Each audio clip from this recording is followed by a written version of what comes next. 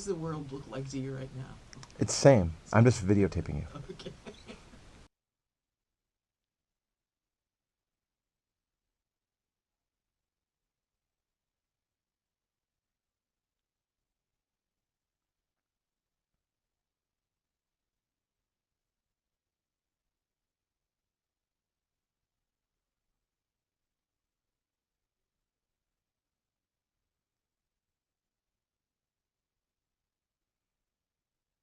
'Have about 15 minutes, so we can go into some detail.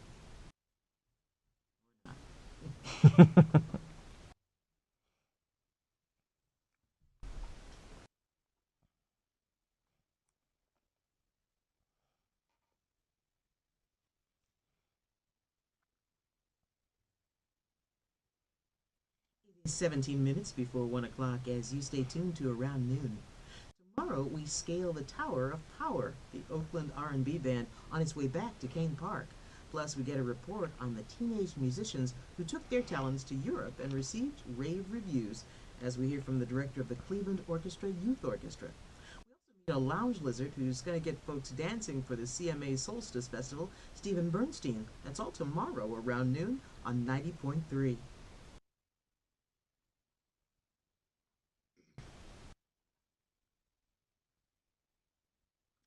We live in a gadget fiend's dream world, which can also be a bit of a nightmare. There seems to be no end to the tech toys and applications that designers can come up with, so even if you're always first in line for the latest whiz bang gizmo, you'll also know that even as you're buying it, something newer, better, faster, smaller, etc. is waiting in the wings. To help us keep up with the flow and show off his own latest gadget is the creative new media officer for Case Western Reserve University, Jared Bendis. Jared, welcome back. It's always good to see you. Good to see you. Or at least to see most of you.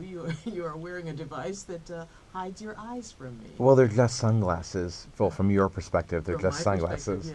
yes. They're really just really beautiful high tech sunglasses. They're not the Google goggles. I know everyone's like, oh my god, no, no, no. They're just sunglasses that happen to have a high definition video camera built into them.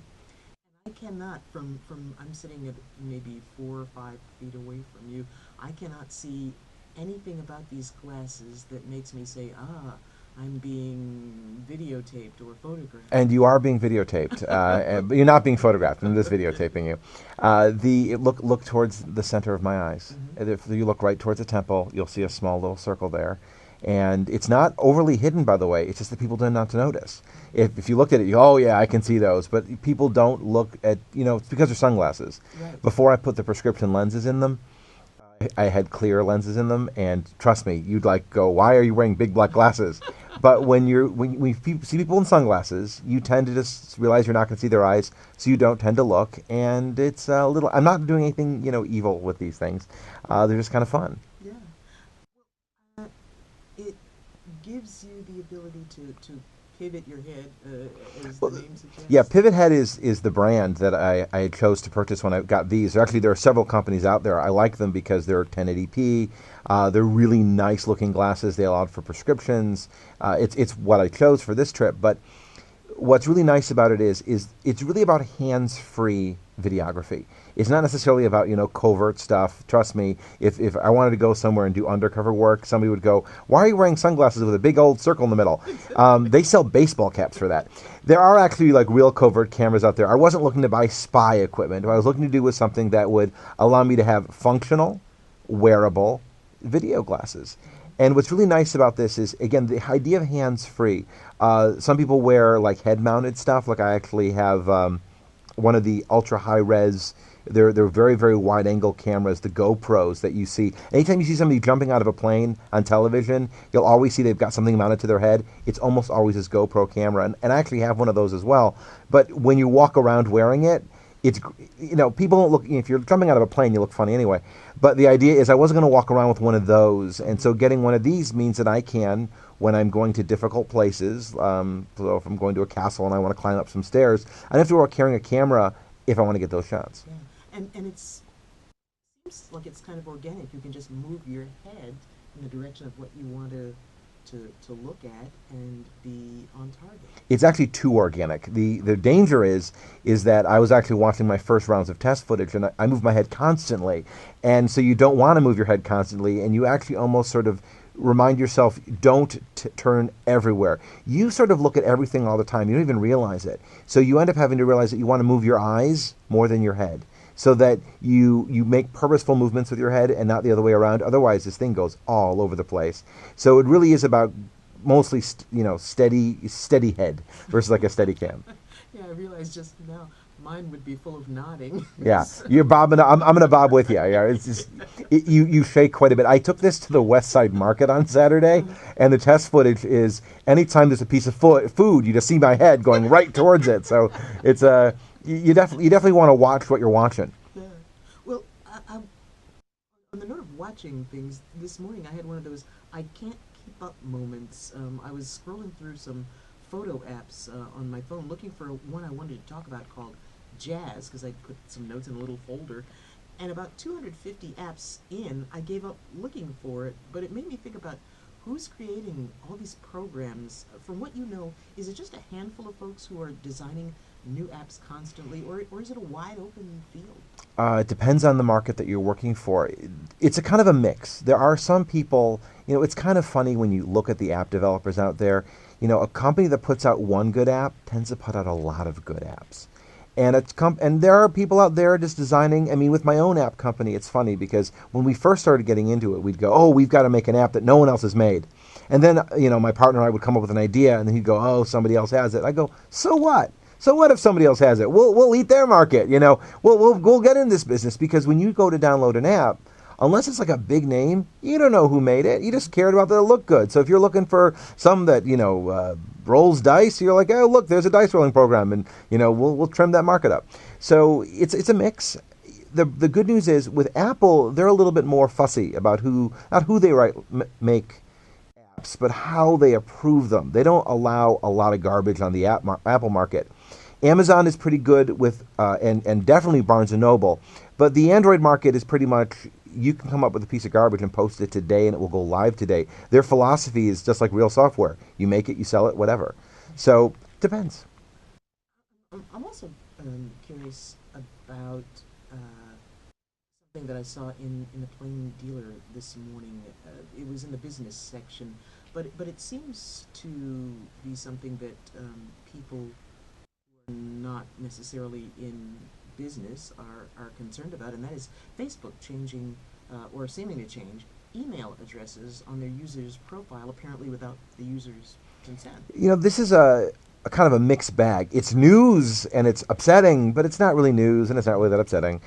Basically what happened is I think it was a couple of years ago, maybe even a year ago, Facebook allowed you to have an email address so that everybody has now a username at facebook.com. And if you are emailed there, you get the email in your Facebook email. Because Facebook is basically trying to go after your email market because it's not enough that you spend all of your time on Facebook as it is. So because they gave you this email address, but you never used it because nobody ever used it because they came into it sort of late in the game. That's not what you think of Facebook as. So when you have your email address listed in your profile, it's listed whatever it is that you had posted. What they did was they flipped the switch. They said, well, we gave you this email address, so we're going to make it so that that's the email address that's now visible to people. So basically what they did was they took your main email address and they hid it, and they put up this other email address in front. Now, you already have this email address, but the idea is that they're pushing roughly, hardly, they're pushing you to start using this Facebook email. Now, it is possible to go into your account settings, to say, hey, I want my other email visible and this other email hidden. You still have control over it, but they flipped a switch, and they flipped that switch without being as clear as they could have been. By the way, I'll be honest with you, that can never be as clear as they could have been. It's not even them. It's that there are so many of us out there. There are so many Facebook users that they could be screaming this from the rafters, and then they flip the switch and someone's going to complain. So they just went with I'll flip the switch and see who notices. People noticed. Yeah. It also made me think, though, that we have as much control as we need to have over information that we're putting out online. Well, control is an illusion, and as soon as you realize that, everything comes much easier. If you really don't want to be, I talk about the system all the time. If I were to Google you, not you, if I Google you right now, I'm going to get a lot. We know what we're going to find. But if I were to Google somebody who's, very proudly off the grid, oh, I'm off the grid, I'm just going to find stuff that's the matter of public record. I'm going to find all this misinformation out there. If you were to look for me, you'll find addresses I haven't lived at in years.